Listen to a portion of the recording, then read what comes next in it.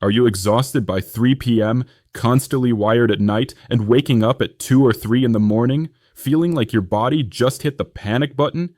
If so, you're dealing with a dysregulated daily rhythm of one crucial hormone, cortisol. Cortisol gets a bad rap as just the stress hormone, but it's actually essential for life, muscle growth, and energy.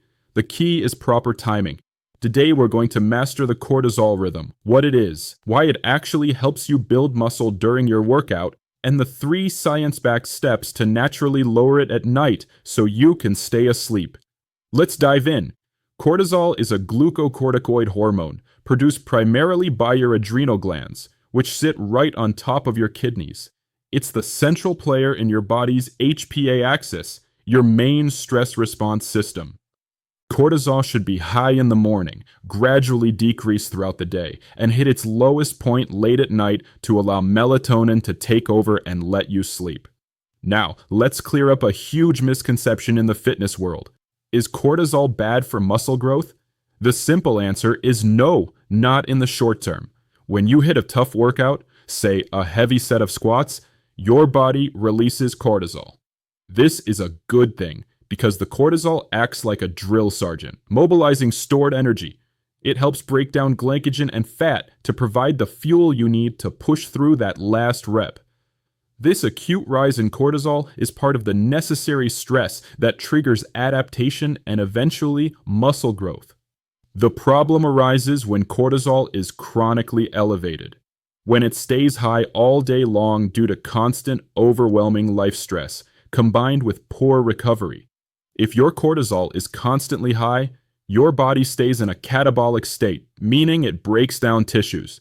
High cortisol directly interferes with protein synthesis, the process where your body uses protein to repair and build muscle fibers. It literally eats away at your gains and sabotages recovery. What is the takeaway? Don't fear the post-workout cortisol spike. Fear the cortisol that keeps you stressed from work, poor sleep, and overtraining outside the gym. Now for the most common cortisol-related complaint. Waking up wide awake at 2 or 3 in the morning. This happens because your body is experiencing a premature cortisol spike. The morning wake-up response is happening hours too early. The key is signaling to your body that it is safe, recovered, and fed. Here are 3 steps to implement tonight. Step 1 is to consume strategic carbs and protein 60 minutes before bed. Now, here's why cortisol is your friend, not your enemy. It's what powers your day. Your cortisol levels naturally begin to rise around 3 to 4 a.m., peaking about 30 minutes after you wake up. This is called the cortisol awakening response, and it is what shifts you out of sleep and gives you the energy, alertness, and drive you need to start the day when you're under any form of stress, whether it's running from a real danger or just running late for work. Cortisol enhances your brain's use of glucose, increases blood sugar, and makes resources available to your body. It's the ultimate fight or flight fuel. The goal is not zero cortisol. The goal for cortisol is a healthy, predictable curve. Waking up at 2 a.m. can often be a stress response to low blood sugar. If you ate dinner too early, your glucose drops overnight, and the body senses this as stress, releasing cortisol to spike your blood sugar back up. Cortisol wakes you up. To fix this, 30 to 60 minutes before bed, have a small, balanced 150 to 250 calorie snack. Think complex carbohydrates in order to provide slow energy, and a bit of protein or healthy fat. An excellent example is a small bowl of oatmeal with a tablespoon of peanut butter, or a piece of fruit with cottage cheese. This stabilizes blood sugar and stops the hormonal alarm clock. Step 2 is to implement a 45-minute digital sunset. Bright blue light from phones, tablets, and TVs suppresses the release of melatonin, the hormone that tells your body it's time to sleep.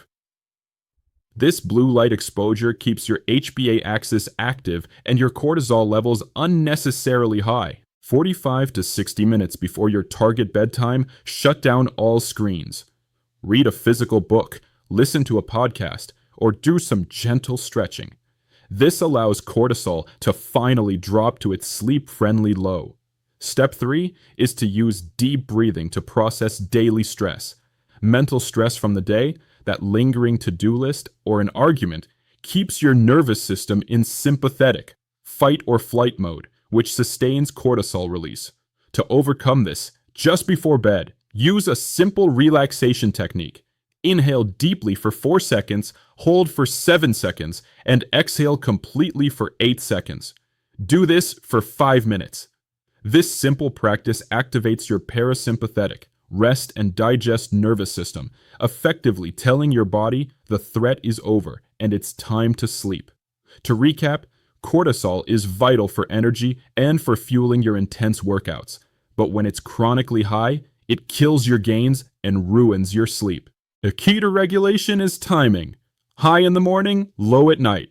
Get your morning sunlight and movement for that initial boost. But more importantly, prioritize the 3 evening steps: the balanced pre-sleep snack, the 45-minute digital sunset, and 5 minutes of deep breathing. Try these tonight. Your muscles and your alarm clock will thank you. If you found this helpful, hit the like button and subscribe for more hormone optimization tips. Let me know in the comments, what's your favorite wind down routine? We'll see you next time. Until then, live long and live healthy.